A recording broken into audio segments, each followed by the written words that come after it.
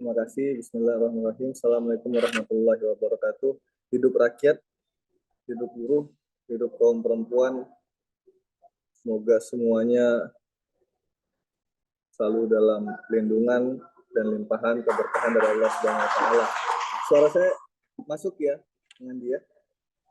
Ya, cukup. Oke. Baik, yang saya hormati Mbak Ade selaku Ketua Umum DPP SHI ya. Orang yang banyak membimbing saya, orang yang banyak memberikan masukan, banyak memberikan pengajaran terhadap gerakan rakyat, terhadap gerakan politik kaum muda. Kemudian yang saya hormati juga Bung Andi Hendra Dimansa selaku moderator Ketua SHI Kabupaten Sinjai, dan yang saya hormati kawan saya Bung Marlan Lase yang merupakan Wasekjen Partai Buruh yang rekam jejaknya sempat saya dengar di Kota Medan. Dulu beliau kuliah di USU ya, Bung Marlan dulu. Benar. Nah, saya banyak mendengar tentang Bung Marlan dari Bang Wawan Sintesa, yang mana saya sering bergelut berdiskusi dengan beliau, dengan kawan-kawan SPI di Kota Medan, sehingga banyak membentuk pemikiran, banyak membentuk karakter dan mental yang hari ini saya jalani gitu. Kawan-kawan semuanya, para peserta diskusi Green Sunday Discussion dimanapun berada, dan bahkan banyak yang dari Sulawesi Selatan ya kayaknya peserta hari ini. Pertama-tama saya ingin mengajak kawan-kawan, mungkin tadi juga sudah diajak sama Bung Marlan, untuk kita berdoa untuk para korban 1 juta orang lebih yang tewas dibantai pada beberapa puluh tahun yang lalu, tahun 65. Kemudian juga ada 135 jiwa yang juga meninggal dunia menjadi korban dari kekerasan di Kanjuruhan 1 tahun yang lalu. Semoga mereka diberi ampunan oleh Allah Subhanahu wa taala.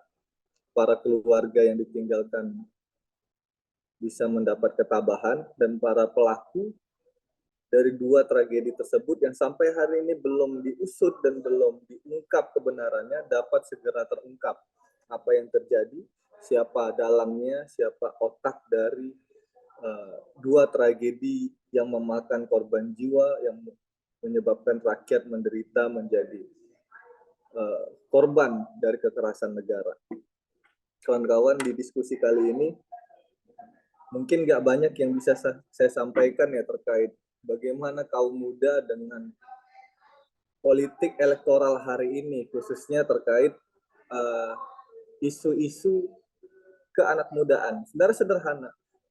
Isu anak muda itu yang paling pokok hari ini, terlepas dari isian diskusi kita ya, terlepas dari tema diskusi kita, tapi memang nyata adanya bahwasanya isu utama, isu pokok dari kaum muda hari ini dalam politik, bahkan dari kehidupan berbangsa dan bernegara, adalah terkait isu lingkungan. Kita melihat hari ini banyak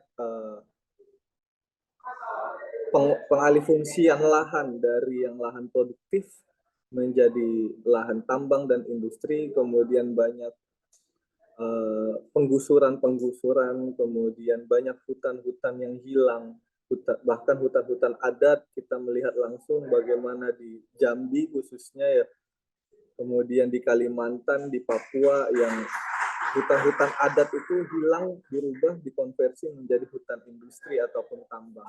Ini penting bagi kita sebagai kaum muda, karena apa? Ketika kita tidak concern terhadap isu itu, ketika kita tidak concern terhadap penjagaan lingkungan hari ini, maka apalagi yang tersisa bagi kita di masa depan? Gak ada lagi. Kalau hari ini kita luput untuk melindungi lingkungan kita, melindungi hutan kita, melindungi alam kita, maka apa yang akan kita nikmati atau apa yang akan tersisa bagi kita kaum muda di masa depan? Nothing, gak ada. Gitu. Maka kita bisa bayangkan kehidupan seperti apa yang akan terjadi ketika hari ini semua lahan-lahan itu hilang. Ketika hari ini semua lahan-lahan produktif itu berubah menjadi lahan-lahan tambang, berubah menjadi lahan-lahan industri, apakah itu perkebunan industri atau justru industri secara ansih, pembangunan pabrik dan lain sebagainya. Nah, ini yang penting menjadi catatan kritis kita hari ini. Bukan berarti kita hanya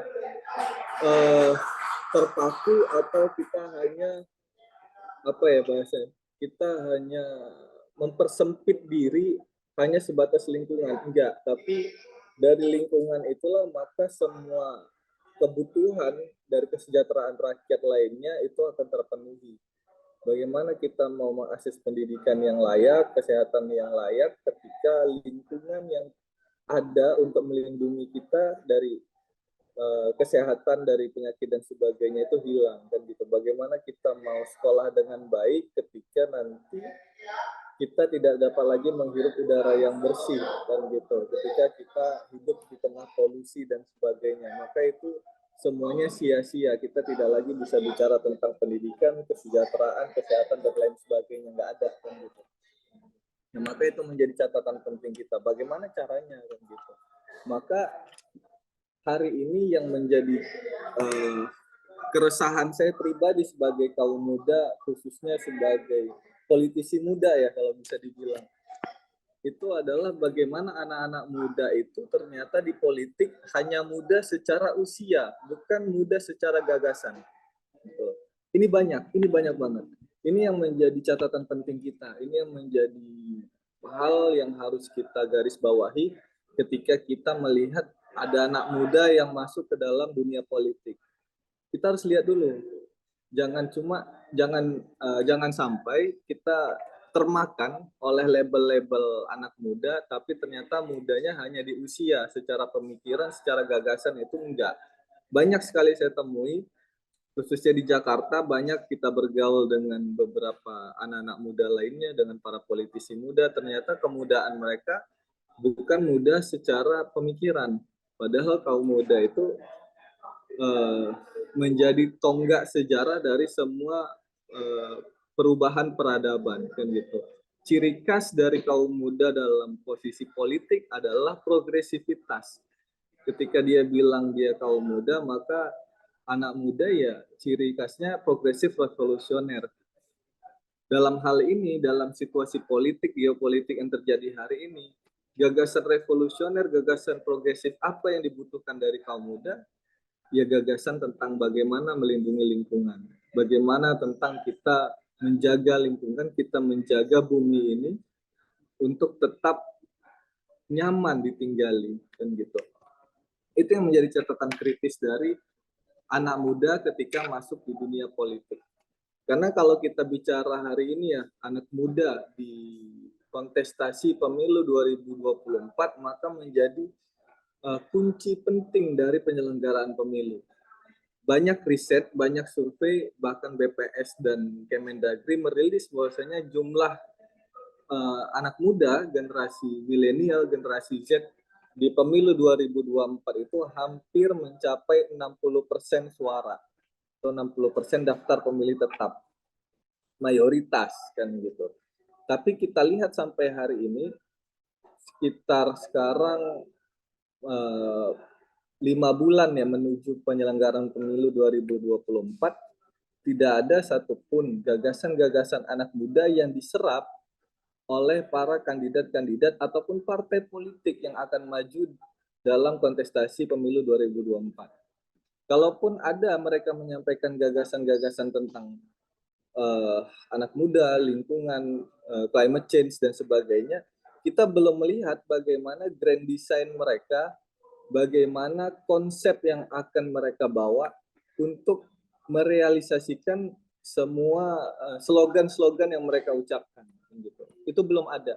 Sampai hari ini yang kita sayangkan, ini yang menjadi hal penting, Bung Andi, untuk sama-sama kita kritisi ke depan di pemilu yang akan datang. Jangan sampai anak muda terbuai karena janji-janji, kita terbuai karena slogan-slogan, kita terbuai karena figur, sehingga apa yang menjadi cita-cita atau gagasan kaum muda itu dilupakan, kan gitu.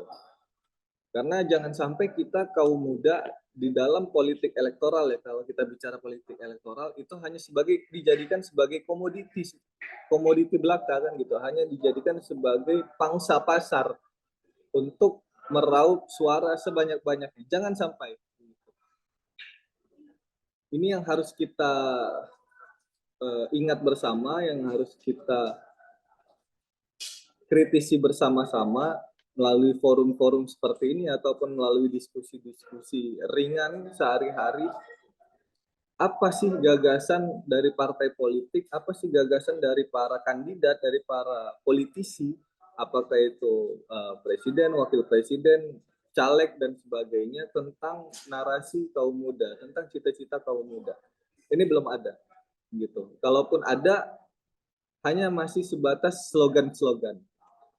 Ini penting gitu. Ketika kita punya gagasan nih kaum muda, semisal nih Prima, partai kami Prima yang hari ini belum menjadi peserta pemilu, kita punya gagasan-gagasan semisal. Kita punya beberapa catatan-catatan, kita punya konsep dan sebagainya, kita ingin titipkan ke para kandidat yang ada, ke partai politik yang ada, ini konsep yang harus dibangun Indonesia ke depan. Nah, bagi mereka, bagi partai-partai, bagi para kandidat yang diambil itu ya hanya sebatas slogan populismenya aja. Kita akan wujudkan BPJS gratis 2017 saya sudah aksi untuk mewujudkan BPJS gratis. Hari ini diambil isu itu oleh PSI katakan kan gitu. Tapi hanya sebatas slogan PSI menang BPJS gratis. Konsepnya apa? Kita tanyakan kan gitu. Kita minta mereka untuk buka konsepnya. Kita pengen untuk mereka berani menantang negara, menantang birokrasi, bahwasanya BPJS gratis tuh kayak gini peta jalannya. Ini yang harus dilakukan oleh negara, ini yang harus dilakukan oleh eksekutif dan legislatif ke depannya agar BPJS bisa gratis. Tapi mereka nggak mampu untuk merasionalisasikan, mereka tidak mampu untuk mendetailkan bagaimana konsep-konsepnya. Begitu juga dengan isu-isu lingkungan. Kita melihat beberapa kali AHY misal sebagai waktu itu calon wakil presiden bicara di forum-forum climate change, dia bicara di forum-forum lingkungan, dia bicara tentang narasi-narasi lingkungan, tapi tidak ada konsep konkret, tidak ada gagasan RUU semisal yang akan dia susun bersama partainya dalam mewujudkan bagaimana menjaga lingkungan di Indonesia dalam menghadapi isu climate change dan sebagainya. Nah, itu yang belum ada. Nah, kita sebagai kaum muda harusnya lebih kritis. Kita kaum muda bisa lebih lebih progresif lagi dalam melihat bagaimana hari ini politik elektoral mengolok-olok kita sebagai kaum muda, mengolok-olok kita sebagai pemilik suara terbanyak di pemilu 2024 nanti, kan gitu. Jangan sampai kita dari pemilu kapan 55, semisal sampai hari ini kita sudah ini akan di pemilu yang ke-13 kita laksanakan. Tapi ternyata masyarakat, rakyat, dan kaum muda khususnya hanya sebatas komoditi. Nah, itu yang harus kita jadikan catatan penting, kawan-kawan. Mungkin nggak banyak sih yang akan aku sampaikan sebagai pengantar diskusi kali ini. Aku pengen ke depan di forum ini kita lebih banyak diskusi lagi, kita lebih banyak tanya jawab aja, kira-kira apa yang perlu kita rumuskan bersama-sama daripada aku harus ngasih presentasi seperti dosen atau harus berceramah seperti para ulama, pendeta dan sebagainya. Mungkin itu yang kawan-kawan. Bung Adi, saya kembalikan. Terima kasih. Baik,